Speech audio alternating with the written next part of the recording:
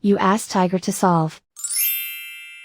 This deals with linear equations with one unknown. The final result is f equals 180. Let's solve it step by step. Simplify the expression. Simplify the arithmetic.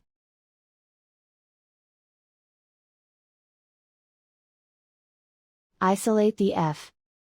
Multiply both sides by 60. Group like terms. Multiply the coefficients. Simplify the fraction. Simplify the arithmetic.